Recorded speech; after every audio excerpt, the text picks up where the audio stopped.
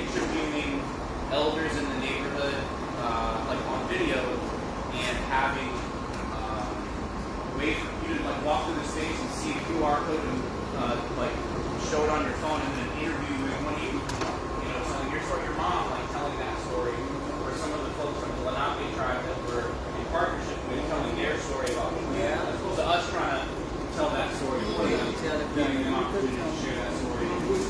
So, woodworking space, forgot to brought that up, but using that as a space for people in the neighborhood who have skills in carpentry and woodworking, similar to the piazza, like can make things, like literally build things, sell things, do business that way.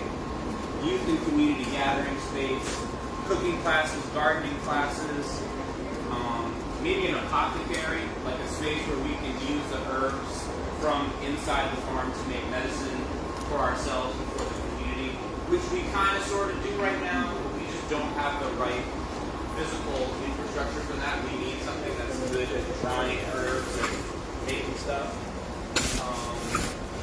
Mr. George, who's with the Youth Build School, they're who installed this is running thanks to them because we have electricity. They installed the solar panels and ran the electricity here with their students. And their school is about to move to Broad and Girard. I'm sorry, they're at Broad and Girard. They're moving to Broad and Dolphin. So in the next year or two, their school will literally be 4 blocks from here, and they want to use the farm as like an outdoor classroom for their students, focus on sustainability. So he talked about really cool things like having wind turbines that are generating electricity for here. He said like for the playground stuff, having their like if there are seesaws or slings, really anything that moves, like if the seesaw is moving but also generating electricity just in that motion, that feeding the lights or the stage equipment or whatever. Outdoor cooking, sound systems, natural medicine workshops, nature, focusing also like in terms of the history, like our history, 10 years of urban creator history, this neighborhood's history, Lenape history. There's also just natural history, the botany and the environmental ecosystem that has been here long before us and will be here a long time after us. There's so much more that we can learn. And stories that the land is trying to tell us right now that we're not necessarily listening to all the time. I think we're trying with the gardening, but these trees are telling stories right now. So finding ways to tap it, just to hear that and to share that with each other. And these were some of the visuals we chose. Folks seem to like some of them more than others. But yeah, we can. And just for transparency, he watching on Facebook Live. There will be limitations on what we can and Say can't hi, brother Yumi. or build. So we wouldn't be able to build a house or a multi-story building or anything like that. It's not gonna happen. But we can do things like get shipping containers and retrofit them to be stages and art studios and classrooms. Please give us a let me go. Okay. All right. Yurts, we can do geodomes. Hi, Yumi. There's all kinds of alternative, not permanent. I'm putting huge air quotes on it because the city's definition of what is or isn't permanent changes all the time, but alternative types of structures that aren't like what we see every day. That's what we learn from. And really the last piece, because these two spaces are all out there, if we do one day build the fence and enclose this space, we would, like I said at the beginning, want the fence itself to be functional. This fence was always meant to be a grow wall. We were always going to grow on it, but it just wasn't the best. We didn't do it the best, to be totally honest. It became an art wall though, and that's cool. But just You're welcome, brother Yumi. like, can we grow plants vertically on the wall? Can there be art on the wall? Like bleachers built off the wall and seating? Can some of the shipping containers be part of the wall? Like making it not just a picket fence or a chain link fence, but be a part of the space itself. That's it. Sorry, I just got to shut up. Not for more Ali. Alice is good. And the financial questions and answers?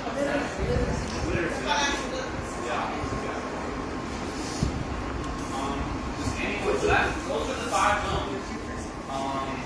Are there any other, especially if you didn't get to go to one zone earlier and thought of something, are there any things to add that someone would want to add to any of these ideas? Any questions, comments, ideas, anything like that that we should add?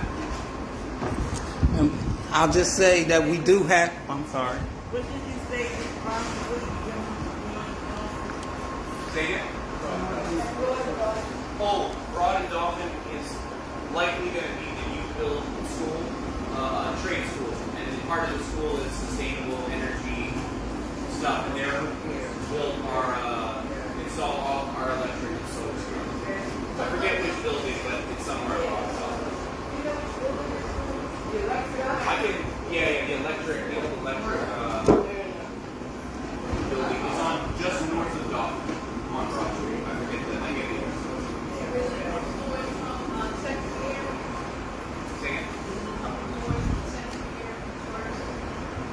Oh yeah, it's the block up from Secretary area. So the Secretary area is on Broad between Dolphin and Susquehanna. This would be Broad between Dolphin on the 2300 block, I think.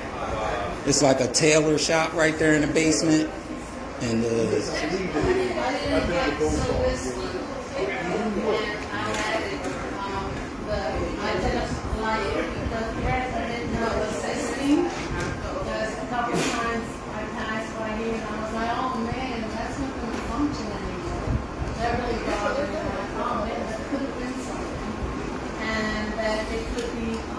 we working on that, Brother Shamar. Urban Creators currently has a short-term lease with the city for this property, and this process is so that we can come up with a master plan and present it to the city as justification for us to give it ownership to the community-based organization. So we have various community members represented here. This is our first community task force design meeting. Alex is talking too much. Alex is cool. He don't point that. And we'll send this to everybody on text, email, whatever. We're having a meeting, the second one of these on Zoom, and it's a wider meeting. So we have representatives from the city, from Darrell Clark's office will be a part of it. Parks and Rec will be a part of it. The Water Department, EHA. Point well taken, Brother Shamari. This whole community design process is led by the community engagement team, Brother Rowe, long-term resident of the Hart Ranch Fairhill neighborhood, works with Hart Ranch Playground Alliance. Myself, if you're on this live, then most likely you know me. Moore Ali, community activist, originally from Southwest Philly, North Philly transplant. And where's Tyler? Where's Tyler? Tyler in the office. Got some young people up here represented, gave us some input. And Brother Tyler, caught you dancing. You on Facebook Live, brother? Because we had a question come through. Why does it always seem like initiatives like these, we got other persuasion folks leading the vision and doing all the talking? But I kind of made the point that this right here is being led by me, you, and Ro. Yeah. It's just that Alex is doing the one that's talking right now. He just happens to be talking right now. Word. I see you, Daniel. We want to do this first because what you all feel, what you live here, that has to drive us. The values of whatever we do from here on out, start like today. The thing on the 7th is a chance to bring some city folks in and say, like, this is what Yeah. So this is the first meeting. We're going to have another one, part 2 of this one, which is going to be virtual. And yeah, if you're interested, send me a message, DM, email, text. You got my information. Plug you in. Open to all. So from here, the designers can take this feedback and start working on designs, and like rendering and visuals, Tom will take control. all these ideas into space. What's our timeline on when that might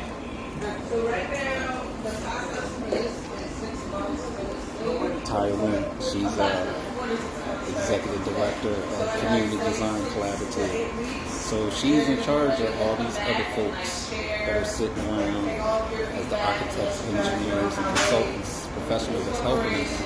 But this initiative is truly led by our people, black folk. Oh, I like this, but, or, I said that, but now that I see it, I'm not really so sure. And then they'll do that again, and we'll kind of make a video and send her candy. And then Alex and Warren, Tyler, and Elizabeth will be able to take that plan and sort of move it forward and figure out next steps, funding, feasibility, city approval, all that. Okay. I thought that was where this came in. I don't know if it was a kiosk. Kiosk. Yeah. Yeah. So the people are using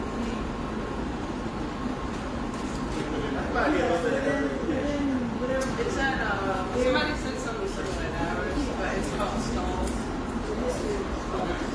Marcus Stalls. Yeah.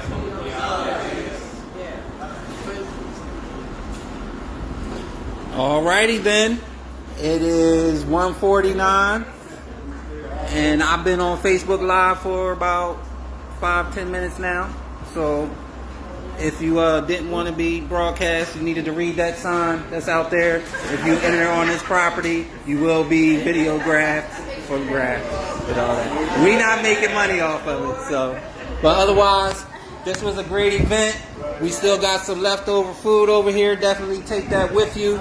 If you haven't given us your email or phone number for us to follow up, there will be a part 2 of this session, virtual style, where we'll have these sticky notes along with our vision boards available for folks to see and continue to add on.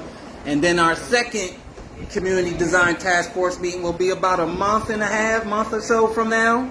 And definitely we'll be in touch with you all between now and then. And it is 1:50. We were supposed to end this at 1 o'clock, but I think all things considered, great job. Give everybody a round of applause. And I'm going to turn the camera around. Everybody give a good wave. Yay, yay. All right. Yeah, yay. All right. If Peace anyone out. else wants a box of Rubies, you have boxes of Rubies available. All right, Ma. All right, brother. Yeah. All right. Wave to the people. All right. Also, on the East Tuesday, everybody. Peace out.